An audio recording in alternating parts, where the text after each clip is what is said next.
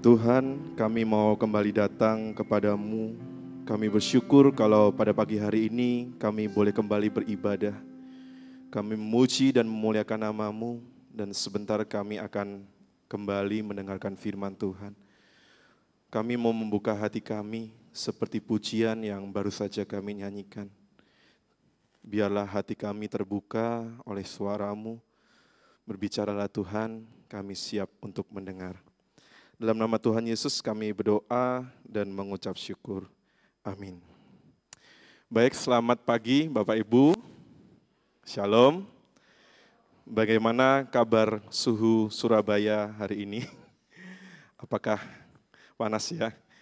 Apakah sudah ada yang meleleh? Berkeringat sudah beberapa hari ini. Biarlah tidak hanya tubuh kita yang meleleh, tetapi biarlah hati kita meleleh karena firman Tuhan, gitu ya. Kita boleh terbakar oleh firman-Nya.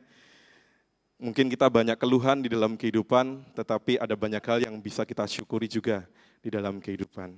Oleh karena itu, saya ajak kita buka firman Tuhan yang akan menyegarkan mungkin hati yang panas.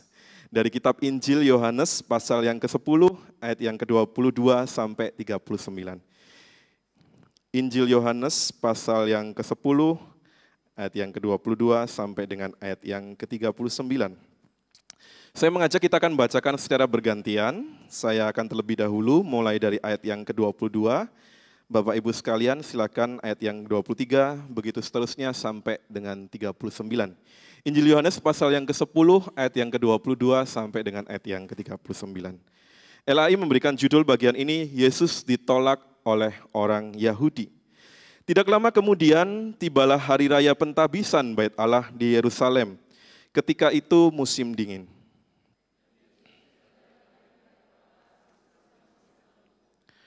Maka orang-orang Yahudi mengelilingi dia dan berkata kepadanya, "Berapa lama lagikah engkau membiarkan kami hidup dalam kebimbangan? Jikalau engkau Mesias, katakanlah terus terang kepada kami."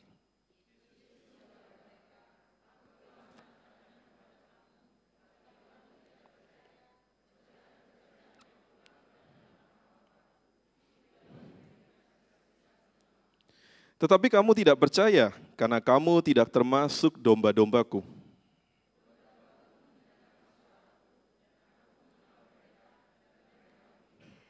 Dan aku memberikan hidup yang kekal kepada mereka, dan mereka pasti tidak akan binasa sampai selama-lamanya, dan seorang pun tidak akan merebut mereka dari tanganku.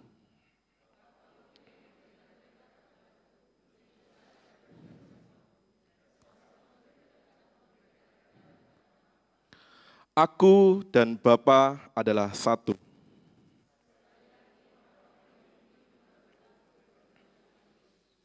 Kata Yesus kepada mereka, banyak pekerjaan baik yang berasal dari Bapakku yang kuperlihatkan kepadamu.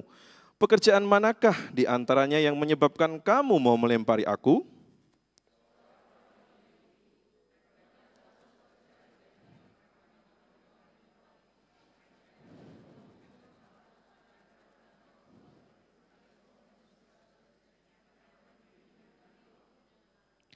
Kata Yesus kepadanya, tidakkah ada tertulis dalam kitab Taurat kamu, aku telah berfirman kamu adalah Allah?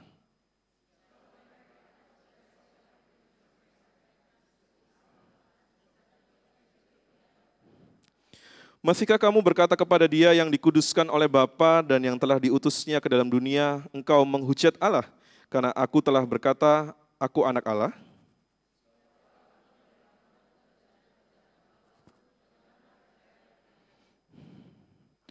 Tetapi jikalau aku melakukannya dan kamu tidak mau percaya kepadaku, percayalah akan pekerjaan-pekerjaan itu, supaya kamu boleh mengetahui dan mengerti bahwa Bapa di dalam aku dan aku di dalam Bapa.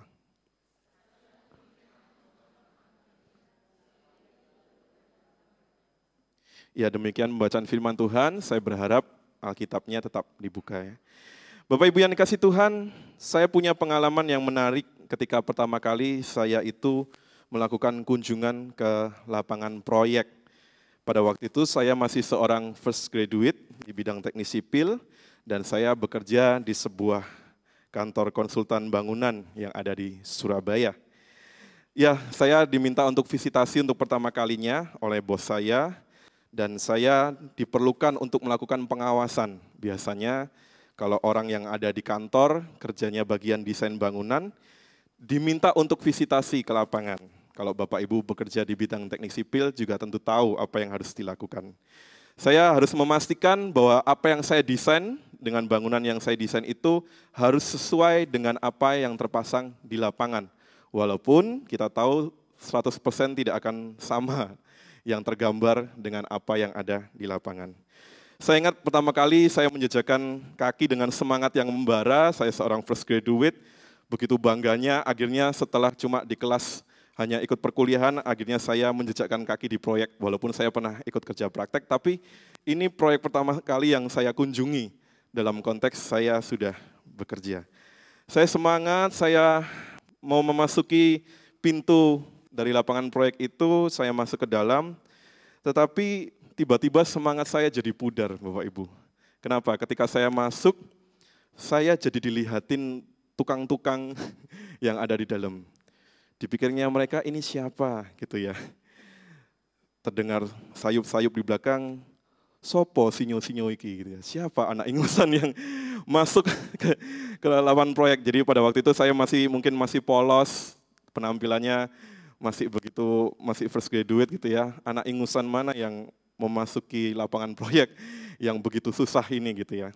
Terdengar itu, siapa sinyo-sinyo itu yang masuk gitu ya. Terus saya nggak gubris, saya langsung masuk ke bedeng proyek. Bedeng itu kantor sementara itu ya Bapak Ibu, biasanya terbuat dari kayu. Saya masuk, saya nggak peduli, kemudian saya mulai mempersiapkan apa yang harus saya lakukan. Gambar-gambar desain proyek itu saya buka semua, saya persiapkan. Dan kemudian saya mulai keluar dari bedeng, saya mau tidak mau harus ke lantai 2.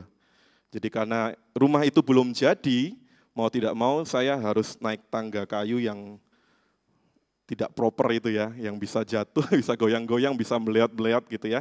Saya harus menaiki itu. Dan jujur waktu itu saya sangat takut ketinggian, Bapak Ibu. Saya cuma berdoa dalam hati, Tuhan, ini kalau saya jatuh nggak lucu gitu ya. Udah masuk diragu-ragukan, ini siapa sinyo-sinyo yang masuk ke lapangan proyek, kok nggak di kantor aja, ngapain panas-panas di lapangan proyek.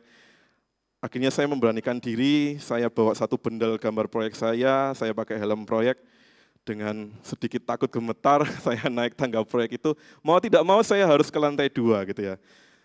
Kalau saya jatuh, hancurlah pandangan orang kepada diri saya gitu ya, saya akan jadi malu dan sebagainya. Tapi puji Tuhan saya berhasil naik ke lantai 2 Bapak Ibu. Dengan kuasa Tuhan saya naik, saya bawa bendel itu, saya taruh, dan sesampainya saya mulai melakukan pengecekan seperti biasanya. Ya sekali lagi apa yang tergambar di gambar proyek tidak sama kadang dengan apa yang terjadi di lapangan. Saya mulai melakukan pengecekan dan ya saya menemukan cukup banyak kekeliruan. Dan saat itu saya mulai panggil mandornya. Wah, agak sedikit bangga gitu ya. Yang nanti, mandornya mana? Saya mau bicara, saya mau nunjukin yang salah di mana gitu ya. Saya tunjukin, saya bisa membuktikan ini keliru, sengkangnya keliru, pasang tulangannya keliru, pasang ininya keliru dan sebagainya. Terus ya memang benar ada kekeliruan yang dilakukan oleh pekerja lapangan. Terus itu saya lakukan terus, akhirnya saya yang awalnya takut naik tangga proyek itu jadi terbiasa untuk naik tangga proyek. Jadi tambah lincah gitu ya, tambah set gitu ya, cepat selesai, butuh apa, oh ada yang kurang, naik lagi, naik turun lagi. Jadi yang awalnya takut jadi lincah gitu ya. Dan tukang-tukang yang ada di sana yang tadinya tidak respect, melihat, oh iya ini benar-benar orang orang yang bisa ngecek gitu ya. Bukan orang yang ingusan, yang baru kemarin belajar tentang sipil dan bangunan, tetapi tahu apa yang harus dilakukannya. Nah sejak itu saya belajar Bapak Ibu, memang tidak enak ketika kita diremehkan di dalam kinerja kita, di dalam kehidupan kita, bukan? Gitu ya. Apalagi itu terkait dengan status kita, apa yang kita lakukan. Sekali lagi itu merupakan proses yang ingin menunjukkan siapa diri kita yang sebenarnya. Kita tahu dalam konteks firman Tuhan yang tadi kita baca, Injil Yohanes pasal yang ke-10, ayat 22-39, bukankah Tuhan Yesus di situ dicatat juga, Tuhan Yesus pada waktu itu diremehkan, dan Tuhan mengalami penolakan selama dia melakukan pelayanan di dunia. Hal ini tercatat dari Injil Yohanes pasal 10 ayat 22 sampai 39 yang sudah kita baca bersama-sama, di mana Tuhan Yesus mengalami penolakan oleh orang-orang Yahudi. Pada waktu itu adalah hari raya pentabisan bait suci, dan sejarah Alkitab beberapa sumber mencatat ini diperintahkan oleh seorang yang bernama Judas Makabeus pada tahun 165 sebelum Masehi. Dan biasanya bisa dikatakan kalau kita bawa dalam konteks masa kini, hari raya pentabisan bait suci itu seperti HUT gereja. Kayak ulang tahun gereja. Pasti dihadiri oleh jemaat, pasti dihadiri oleh banyak orang. Oleh karena itu pada waktu itu Tuhan Yesus menggunakan kesempatan ini untuk memberitakan kebenaran siapa dirinya yang sebenarnya. Akan tetapi orang-orang Yahudi pada waktu itu justru masih bimbang dan meragukan Yesus. Iki sopo toh sebenarnya yang datang ini? Ini siapa sebenarnya yang mengaku-ngaku gitu ya. Dalam ayat yang ke-24 dikatakan, berapa lama lagi engkau membiarkan kami hidup dalam kebimbangan? Jika engkau Mesias, katakan terus terang kepada kami. Yesus diragukan oleh orang-orang Yahudi. Dan kebimbangan orang-orang Yahudi itu sesungguhnya Bapak Ibu, kalau Bapak Ibu perhatikan, boleh kembali dibuka Alkitabnya dalam ayat yang sebelumnya, yaitu ayat yang pertama sampai dengan 21, di mana di situ dibahas tentang gembala yang baik. Sesungguhnya Tuhan Yesus itu juga sudah diragukan di sana, dan Tuhan Yesus menggunakan perumpamaan mengenai gembala dan domba. Tuhan Yesus mengatakan dirinya, akulah gembala yang baik, dalam ayat yang ke-14. Tuhan Yesus juga menyatakan dirinya, akulah pintu untuk beroleh keselamatan. Akan tetapi pernyataan Yesus yang bertubi-tubi itu mengatakan gembala yang baik, aku adalah pintu, itu justru memicu pertentangan di antara orang-orang Yahudi. Dalam ayat yang ke-19. Bahkan di dalam ayat yang ke-20, mereka menuduh Yesus ini gila. Yesus ini kerasukan setan, ngomongnya sembarangan. Enggak dipikir ngomongnya, dia menyatakan dirinya adalah Allah. Dan kita tahu dalam kisah selanjutnya orang-orang Yahudi semakin menjadi-jadi karena ego mereka. Mereka mulai melakukan penghakiman dan di dalam ayat 31 dicatat mereka melempari Yesus dengan batu atau merajam Yesus dengan batu. Karena apa? Karena Yesus dianggap telah menghujat Allah. Melalui pernyataannya, aku dan Bapa adalah satu, di dalam ayat yang ke-30, Yesus dipandang telah menyamakan dirinya dengan Allah. Orang-orang Yahudi dan orang-orang pada waktu itu mengatakan, bukankah kamu Yesus ini cuma manusia, tetapi kamu kenapa berani menyatakan dirimu adalah Allah? Melalui pernyataan aku dan Bapa adalah satu. Bagi orang-orang Yahudi, Yesus dianggap sebagai penghujat, nabi palsu, penyesat, sehingga kemudian apa? Mereka mulai merajam batu. Dan yang dilakukan orang-orang Yahudi sebenarnya juga tidak salah. Karena hukumnya berdasarkan Imamat pasal 24 ayat 16 dan Ulangan pasal 13 ayat yang kelima, memang bagi penghujat Tuhan itu sudah layak untuk mati dan dirajam batu. Jadi sebenarnya orang-orang Yahudi sudah melakukan SOP yang harus dilakukan, ada seorang penyesat penghujat, ya dilempari batu aja, dia pantas untuk mati. Tetapi sekali lagi, Yesus yang terus menyatakan dirinya adalah Tuhan. Karena ya itu kebenaran yang dinyatakan dan memang sungguh Yesus adalah Tuhan. Tuhan Yesus pun dalam peristiwa sebelum-sebelumnya, kalau Bapak-Ibu nanti bisa lihat, mungkin sekitar 2 kali Tuhan Yesus juga hampir mau dirajam oleh batu karena pengakuannya sebagai Tuhan. Dianggap sebagai penyesat, dianggap sebagai nabi palsu, tetapi semuanya tidak membuat Yesus kemudian mundur. Dan Yesus tetap konsisten menyatakan, ya, Yesus pribadinya adalah Tuhan. Dan dia terus menyatakan kesatuannya dengan Bapa, dan bahkan dikatakan dalam ayat 34-38, ya, Yesus adalah Allah. Gitu ya. Tetapi membuat orang Yahudi semakin dibutakan matanya, mereka semakin menjadi-jadi, tidak hanya merajam batu.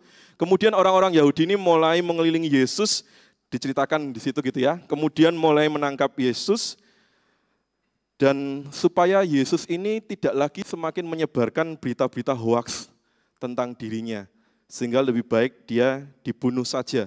Karena bagi orang-orang Yahudi, Yesus adalah ancaman.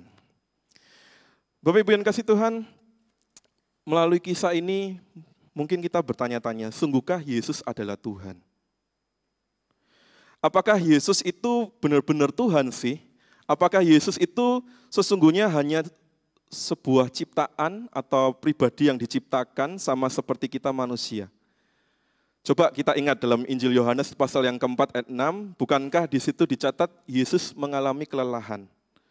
Sama seperti manusia biasa. Kalau kita capek, kita mengalami kelelahan.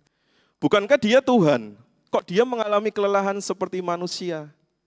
Dalam Injil Matius pasal 24 ayat 36, bukankah kita juga bertanya? Di situ dicatat, Yesus sendiri berkata tidak mengetahui kapan dia akan datang kembali.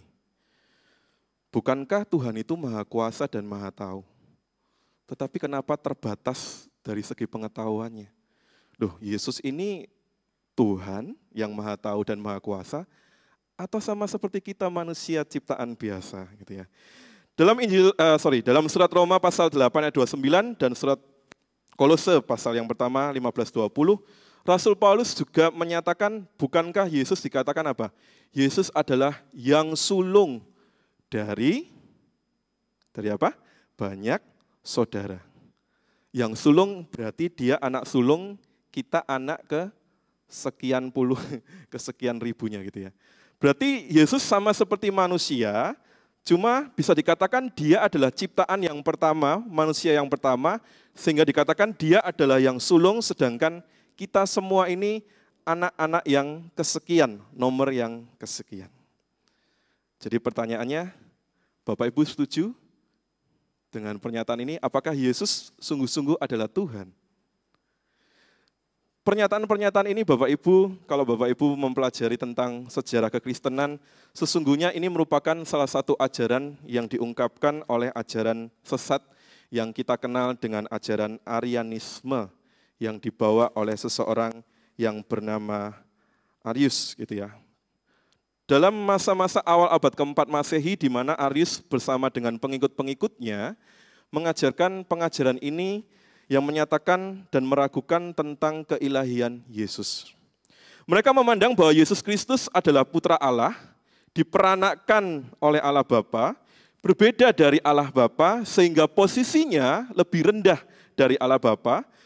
Namanya putra juga harus dibawa Bapa. Jadi dia diciptakan dan posisinya tidak kekal seperti Allah Bapa. Jadi orang-orang Arianisme mengatakan Yesus itu cuma ciptaan seperti manusia, seperti kita. Cuma dia ciptaan yang pertama dan dia memiliki atribut-atribut ilahi. Yesus bukan Tuhan bagi mereka. Yesus adalah hanya sekedar ciptaan. Yesus diciptakan dan dia hanya memiliki atribut ilahi.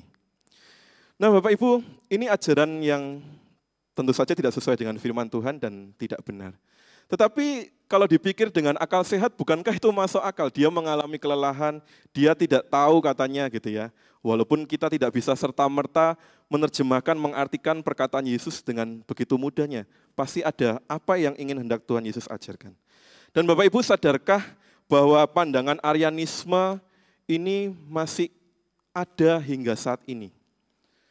Mereka mempengaruhi para pengikut-pengikut aliran sesat lainnya yang kita kenal dengan saksi Yehova dan juga Mormon.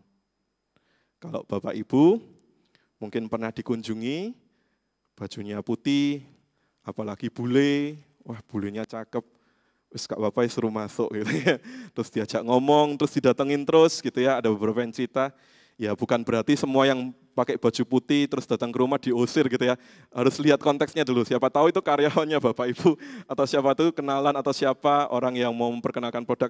Tapi kita harus mewaspadai mereka yang bisa dikatakan sebagai saksi Yehova dan Mormon. Sekali lagi, orang-orang yang demikian tidak mau menerima Yesus sebagai Tuhan. Posisinya hanya di bawah Allah Bapa. Yesus hanya sekedar ciptaan. Tidak hanya Arianisme, ada juga Sabellianisme. Waduh, ini makanan apa lagi gitu ya.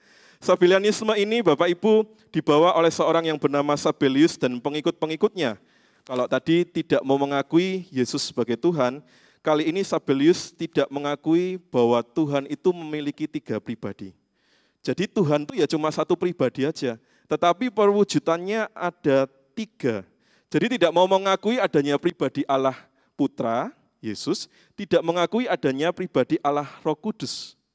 Jadi ya Tuhan itu cuma satu aja gitu ya. Mereka memahami ya hanya ada satu pribadi Allah, tetapi punya tiga perwujudan, punya tiga kesibukan. Satu Allah ini dia aktif melakukan penciptaan alam semesta, kemudian selesai masanya, satu Allah yang sama bukan pribadi yang berbeda, dia aktif di dalam penebusan yang kita kenal dalam pribadi Yesus Kristus, dan di dalam masa yang lainnya dia aktif dalam pengudusan yang kita kenal dengan pribadi Roh Kudus. Jadi bagi orang-orang Sabelius pada masa itu dan mungkin juga terpengaruh hingga sekarang, Yesus itu cuma, ya Yesus nggak ada sih. Cuma ada satu Allah, tetapi ada tiga kegiatan, tiga perwujudan, bukan tiga pribadi.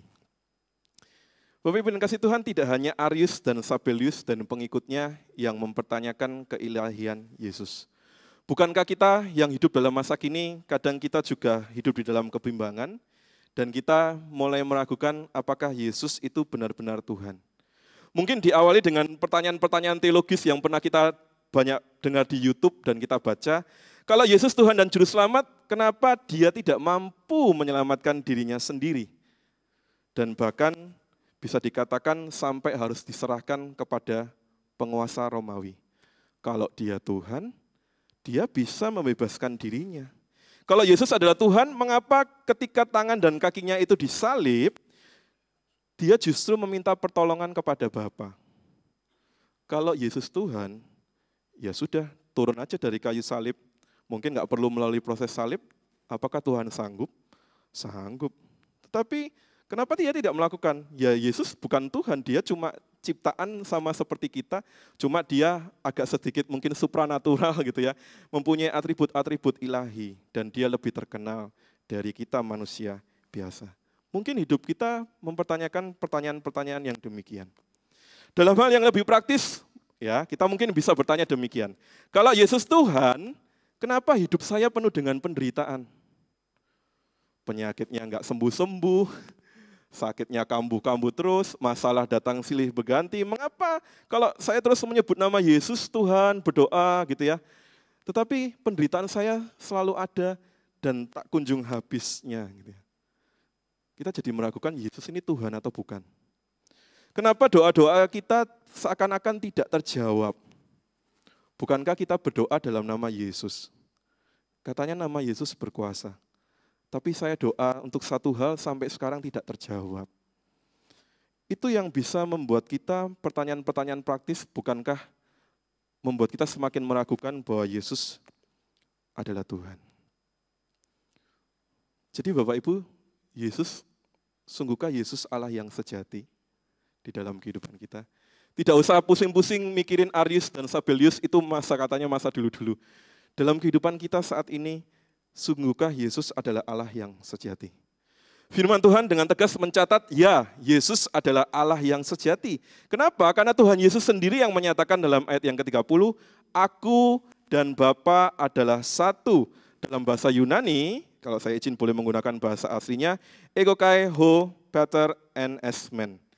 En itu artinya one, satu. Sedangkan esmen itu artinya we are, kami adalah. Jadi dari kata en sendiri yang artinya satu, ini sudah bisa menumbangkan pendapat dari kaum Arianisme, dari mereka Aris yang mengatakan bahwa Yesus itu bukan Tuhan, Yesus di bawah Allah Bapa. Dengan kata ego kai ho pater en esmen, en, satu, itu artinya ada kesatuan hakikat antara Yesus dengan Allah Bapa, Allah Putra dengan Allah Bapa. Jadi di situ ya Yesus ada kesatuan hakikat dengan Allah Bapa.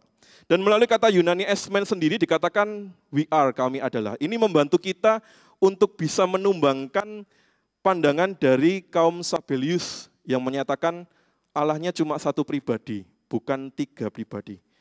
Dalam kata esmen we are, kami adalah, itu menyatakan bahwa kita percaya pada Allah Tritunggal, yaitu Satu Tuhan memiliki tiga pribadi. Pribadi Allah Bapa, Allah Putra, dan juga Allah Roh Kudus. Dan sebagai orang Kristen yang sudah bertahun-tahun, bukankah Tuhan Yesus sudah berulang kali juga menjelaskan bahwa dirinya itu adalah Tuhan. Siapa dirinya yang sesungguhnya, Bapak Ibu? Bahkan dalam ayat yang ke-25a, sampai Tuhan Yesus itu sebenarnya nyindir orang-orang Yahudi pada waktu itu. Bukankah aku telah mengatakan kepadamu? Berulang kali dikatakan, bukankah aku sudah mengatakan kepadamu? Yesus sudah berulang kali menyatakan dirinya adalah Mesias. Dia adalah anak Allah dalam Yohanes pasal 4 ayat 25 sampai 26. Masih banyak lagi yang Yesus nyatakan tentang dirinya. Siapa dirinya? Dalam Yohanes 2, Yohanes 5, banyak bukti di situ dicatat bahwa Yesus sendiri menyatakan bahwa dirinya adalah Allah. Tapi namanya orang Yahudi, manusia, mereka tetap tidak percaya.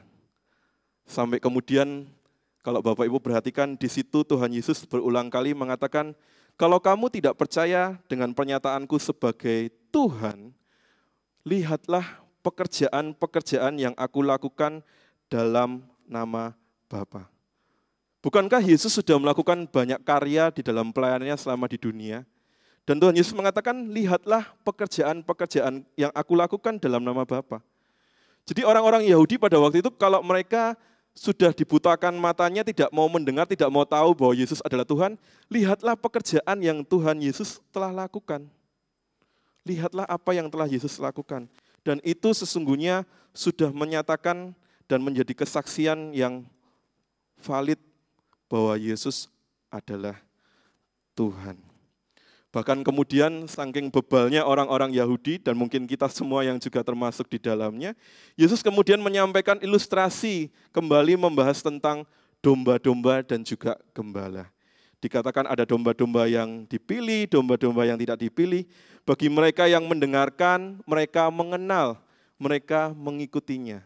Kalau kita dikatakan sebagai domba-domba, bukankah kita mendengar dan mengenal siapa suara gembala kita yang sesungguhnya, yaitu Yesus.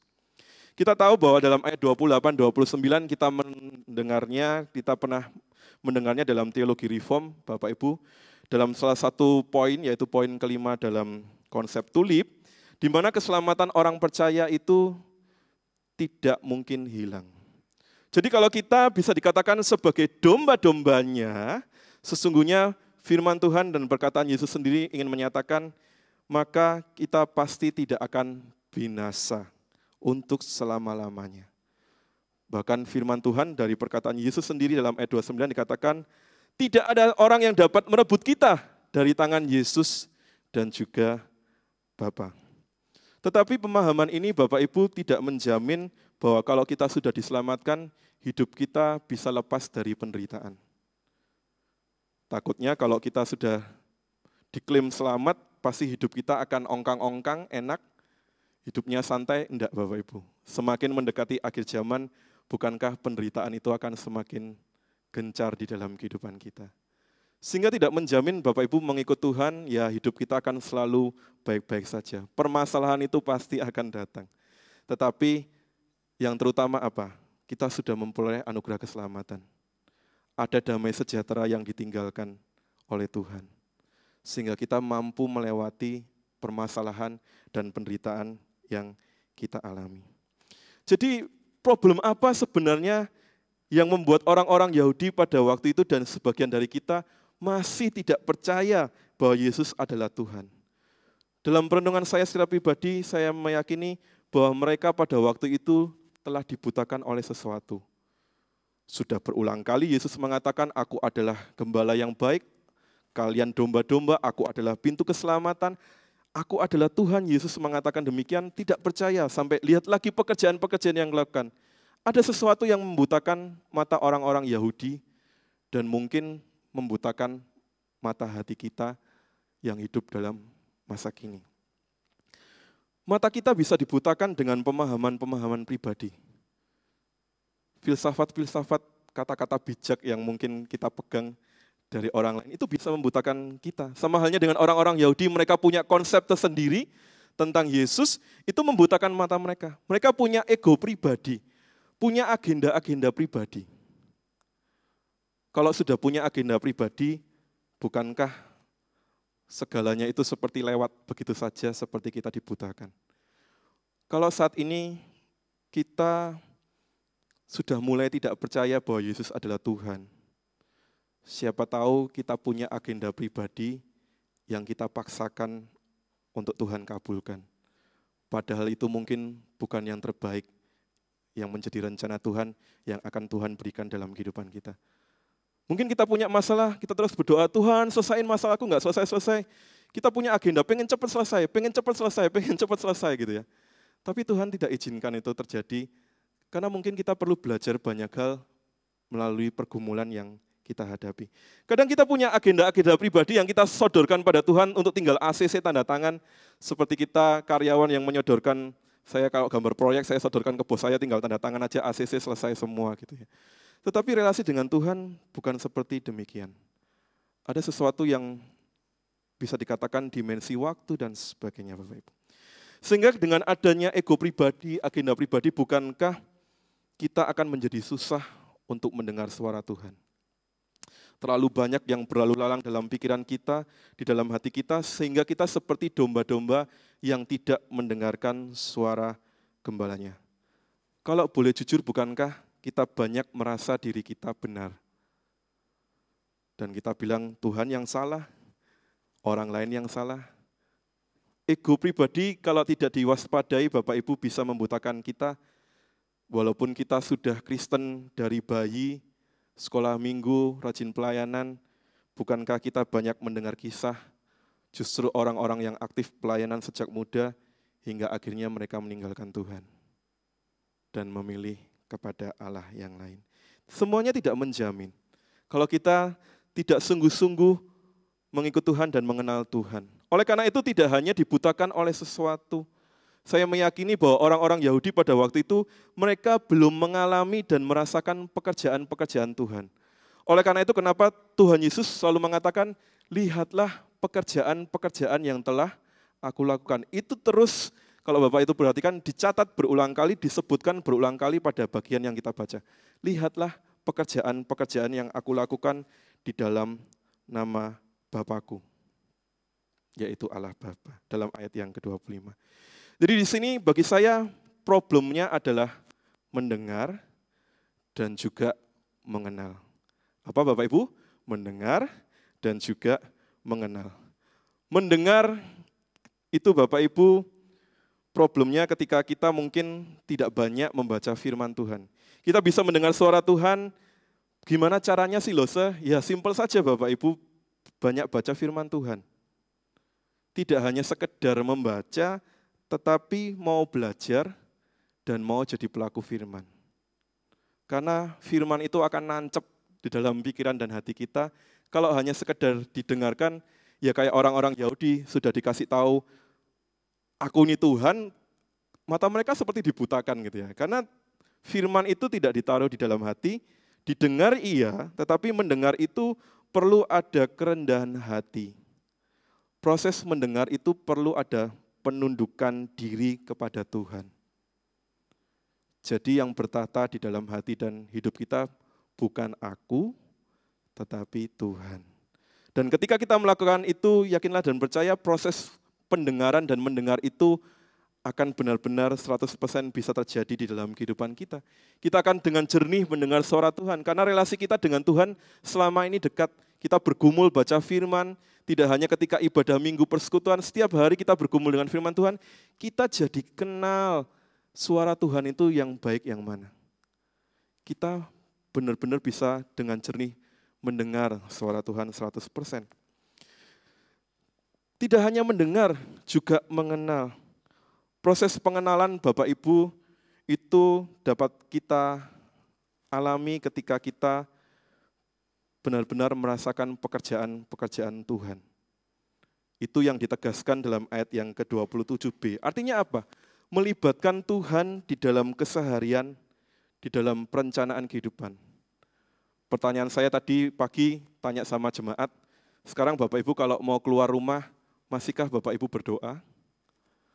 Saya kadang udah nggak pernah berdoa, wis naik motor aja, ya tiba-tiba ada masalah. Tapi nggak bermaksud menyalahkan apa-apa gitu ya. Tetapi pertanyaannya, kita sudah mulai melupakan Tuhan dalam keseharian atau kita masih melibatkan Tuhan dalam keseharian?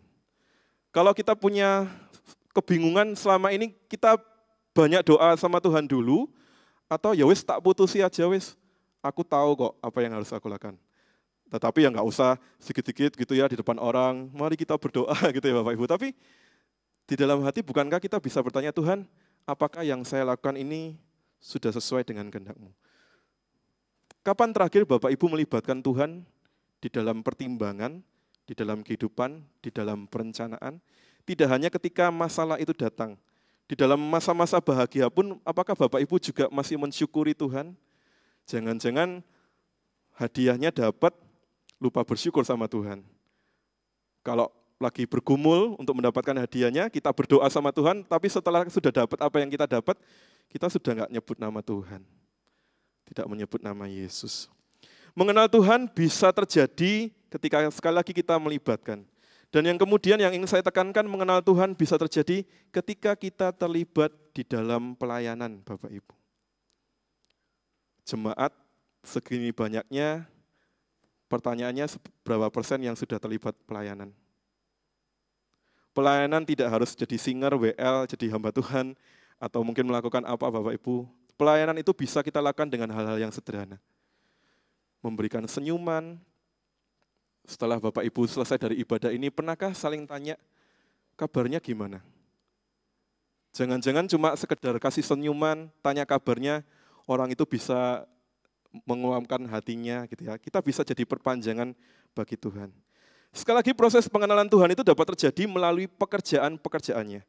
Kalau kita tidak do something untuk Tuhan, bagaimana pekerjaan-pekerjaan Tuhan itu boleh dinyatakan? Kalau kita cuma datang hadir ibadah, selesai pulang, ya sudah, selesai kerja lagi, besok minggu balik lagi. Tanpa ada proses kita mau melayani Tuhan, kita sendiri mungkin hanya sekedar seperti orang-orang Yahudi, sekedar tahu Yesus itu Tuhan, tapi tidak mengenal, karena kita tidak mengalami Tuhan secara langsung. Terlibat pelayanan itu sangat penting Bapak Ibu. Jangan bilang saya sudah berusia, maka saya tidak melayani Tuhan. Itu yang sering kali saya dengar dari perkataan jemaat. Pelayanan, melayani Tuhan itu tidak mengenal usia. Bahkan seorang yang sudah, mohon maaf, koma pun bisa dipakai Tuhan untuk jadi kesaksian. Bisa menobatkan orang. Dalam kondisi kita koma, ketika kita masih beriman pada Yesus, bukankah orang-orang lain yang melihat, oh iya orang ini tetap di dalam iman kepada Yesus, itu menjadi kesaksian. Sampai titik akhir kehidupan kita, kita masih bisa jadi kesaksian bagi Tuhan. Tetapi yang pertama yang harus kita pastikan Bapak Ibu, pastikan diri kita sudah mengenal Tuhan dengan mengalami Tuhan secara langsung. Nyatakan pekerjaan-pekerjaan Tuhan itu di dalam kehidupan kita. Dan nyatakan pekerjaan-pekerjaan Tuhan kepada sesama dengan pelayanan kita. Nah Bapak Ibu yang kasih Tuhan, suatu ketika saya melayani di sebuah gereja, ada seorang orang tua gitu ya yang mengeluhkan anaknya dan dia curhat sama saya. Dia bilang, waktu itu panggilnya bukan Lose, panggilnya Kak Anton, tolong dong anak saya ini kalau di rumah suka jadi troublemaker. Troublemaker tuh bikin masalah. Kalau dikasih tahu orang tuanya selalu melawan, selalu membentak, ya anak ini namanya anak laki-laki ya, mungkin karena suhu udara Surabaya panas, ya mungkin tambah panas, tapi bukan masa sekarang ya, masa dulu, bukan saat ini. Dia memberontak, dia selalu berani kalau orang tuanya ngasih tahu, padahal cuma dikasih hal yang sederhana-sederhana, tidak mau melakukan. Sukanya ngafe, sukanya pergi, di rumah itu paling cuma bisa dihitung berapa jam gitu ya. Setelah pulang sekolah dia pergi. Entah kemana gitu ya, main biliar, ya bukan berarti main biliar salah dan sebagainya, kegiatan-kegiatan itu ya Bapak Ibu. Tetapi sekali lagi tidak menghormati orang tua, keluhannya dan sebagainya. Melakukan hal-hal yang tidak positif. Bahkan di antara komunitasnya dia juga termasuk troublemaker. Ya, bikin masalah. Di gereja juga bikin masalah sama gitu ya. Sampai bikin pusing pembina-pembinanya gitu ya. Nah suatu ketika kami punya ide, saya juga punya ide, kita ajak anak ini untuk ikut mission trip. Karena dalam pandangan saya, ketika seseorang itu belum pernah mengenal Tuhan, dia hidupnya tidak akan pernah diubahkan. Kalau dia tidak sendiri mengalami perjumpaan dengan Tuhan, bagi saya pribadi ya mungkin hanya cuma Kristen-Kristen KTP.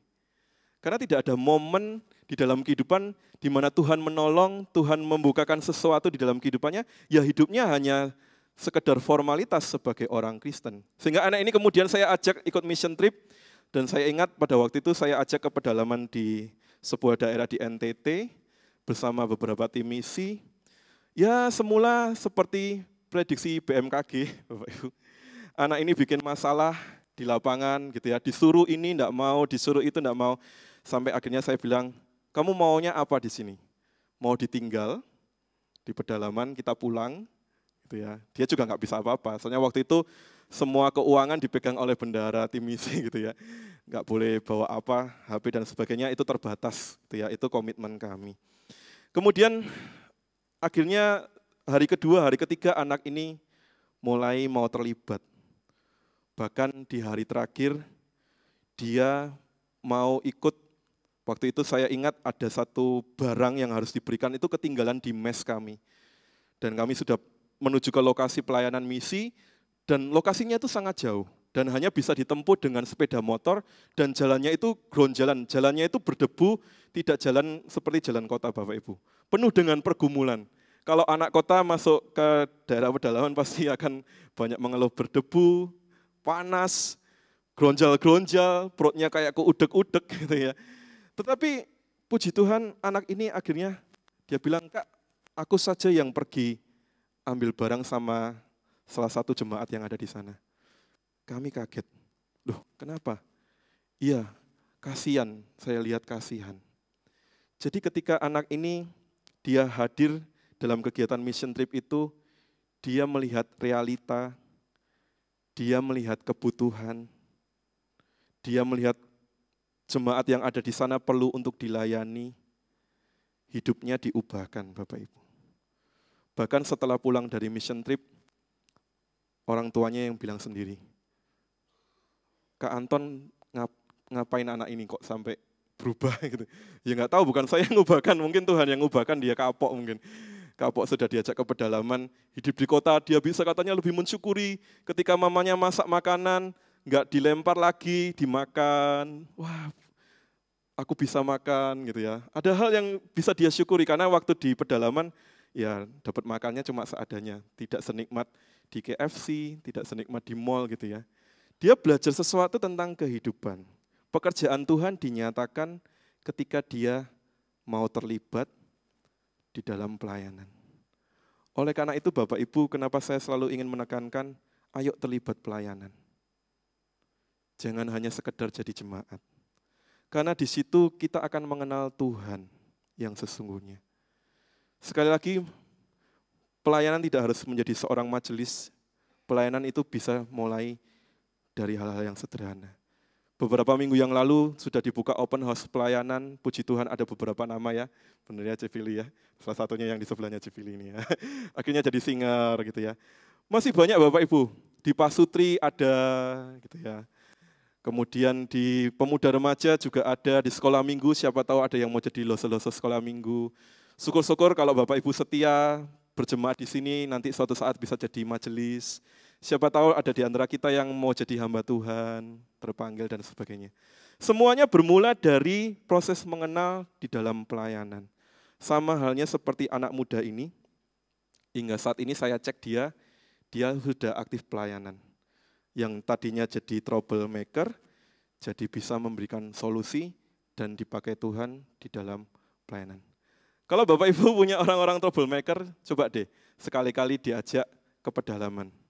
Supaya tahu realita susahnya dapat sinyal HP, karena sinyal HP itu Bapak Ibu saya ingat saya harus ke pantai, dan titiknya itu saya pindah satu sudah berubah. Jadi titiknya itu harus cari titik gini dan diangkat-angkat gini. Karena waktu itu saya yang jadi penghubung ke para pendoa-pendoa. Jadi saya kalau tiap pagi itu selalu menyepi ke pantai, selalu ambil titik ini sambil SMS gitu ya, saya WA gitu, saya update, tolong doakan ini. Tapi setelah pindah titik, udah hilang. Jadi anak ini yang terbiasa pakai gadget, mungkin main games gitu ya, semua ditinggalkan selama seminggu. Yang telah membutakan matanya, telah disingkirkan. Marilah ego-ego pribadi kita taruh sejenak agenda-agenda pribadi kita, supaya kita dengan jelas bisa mendengar suara Tuhan, kita dengan jelas bisa mengenal Tuhan, dan saya ajak kita mau terlibat di dalam pelayanan, karena sekali lagi disitulah proses di mana Tuhan hendak menyatakan pekerjaan-pekerjaannya. Sehingga kita bisa 100% meyakini Yesus, dia 100% Allah, dan dia 100% manusia. Amin Bapak Ibu? Amin. Setelah ini saya berharap mendengar kabar dari Koronal, dari Cevili, dari Pak Roy, dari majelis, banyak yang mau pelayanan Bapak Ibu. Mulailah dalam hal yang kecil-kecil, jadi asyar, jadi kolektan dan sebagainya. Bapak Ibu tinggal bondo senyum, bondo mengulurkan tangan, cuma bondo sapa gini aja sudah menyalurkan kasih Tuhan. Saya ajak kita menyanyikan sebuah pujian, saya boleh undang Bapak Ibu bangkit berdiri. Pujian ini mengingatkan saya, ya sangat kental sekali, ingin menyatakan Yesus Tuhan. Dikatakan Yesus Tuhan, mulialah namanya. Yesus Allahku besar kuasanya. Dahulu sekarang, hingga sekarang, sampai selamanya, kuasanya, pribadinya tidak pernah berubah. Karena Yesus sanggup mengubahkan hidup kita. Kita pujikan pujian ini.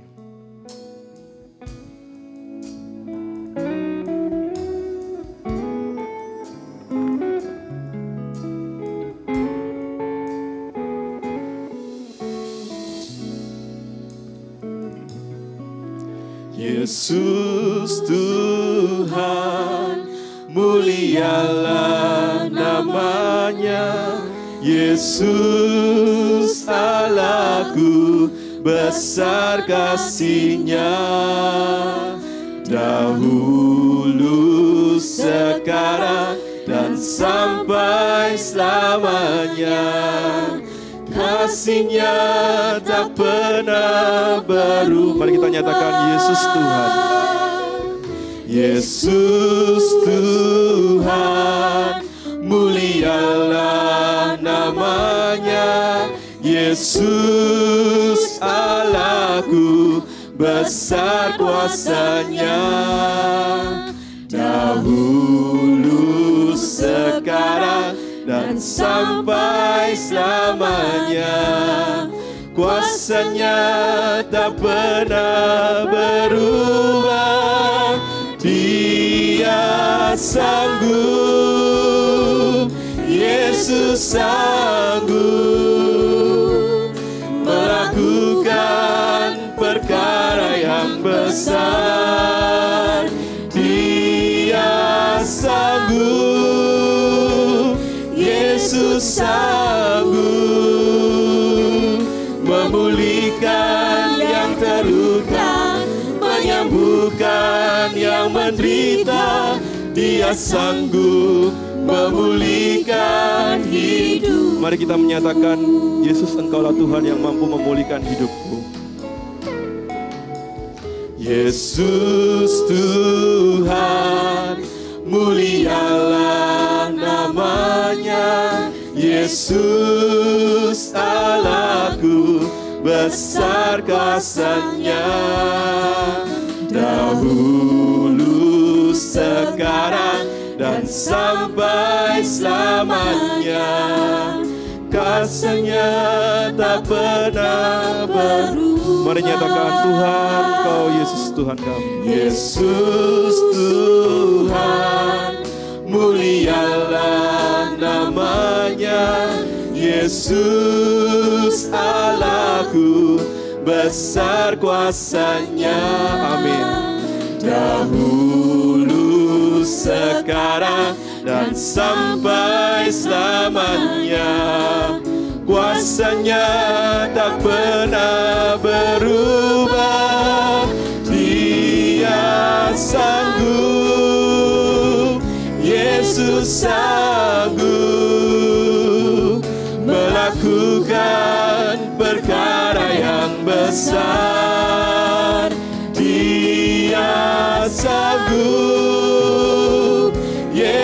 sanggup memulihkan yang terluka, menyembuhkan yang menderita. Dia sanggup memulihkan hidup. Hanya Yesus yang sanggup memulihkan hidup. Dia sanggup, Yesus sanggup melakukan perkara yang besar. Dia sanggup, Yesus sanggup memulihkan yang terluka, menyembuhkan yang menderita. Dia sanggup memulihkan hidup. Dia sanggup memulihkan hidupmu. Dia sanggup memulihkan hidupku. Mari kita mengambil sikap doa di hadapan Tuhan. Bapak Ibu yang dikasihi Tuhan, pada pagi menjelang siang hari ini saya memberikan kesempatan kepada kita. Mari kita kembali melihat hidup kita. Seberapa dekat kita dengan Tuhan, atau mungkin seberapa jauh kita selama ini dari Tuhan. Sesungguhnya hanya Bapak, Ibu, dan Tuhan saja yang tahu apakah kita masih meyakini bahwa Yesus adalah Tuhan. Silakan ambil doa pribadi di hadapan Tuhan. Kalau mungkin kita sudah tidak menganggap Yesus sebagai Tuhan, mari kita datang dan mohon ampun. Karena firman Tuhan menyatakan Dia adalah Tuhan. Dan Yesus sendiri yang menyatakan Dia adalah Tuhan. Kalau Bapak Ibu ada dalam pergumulan yang berat, mari kita berseru dalam nama Yesus di dalam doa pribadi kita. Permasalahan yang tidak kunjung selesai, kita bawa kepada Tuhan.